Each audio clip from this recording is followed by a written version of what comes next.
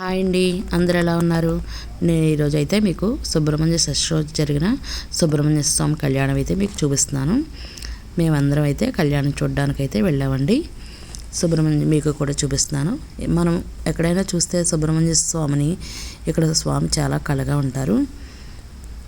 గోదావరి గట్టు మీద ఉంటుంది ఇది, అమ్మవారి గుడి దగ్గర. మనం ఉత్సవ విగ్రహాలకు అయితే చేస్తారు ప్రతి చోట కూడా. ఇక్కడైతే ప్రతిష్ఠించిన విగ్రహాలకే చేస్తారు.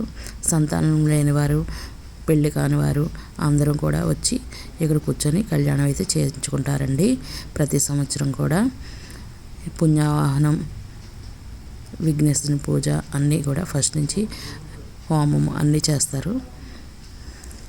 మార్నింగ్ నుంచో అన్ని కార్యక్రమాలు జరుగుతాయి. ఇక్కడైతే మధ్యాహ్నం అయిపోయిందండి కళ్యాణం అయ్యేటప్పటికి. పార్ట్ 2 అయితే మీకు చూపిస్తాను. మేమైతే అందరం కూడా కళ్యాణం చూడడానికైతే అందరం వచ్చామండి. నా వీడియో నచ్చితే లైక్ చేయండి.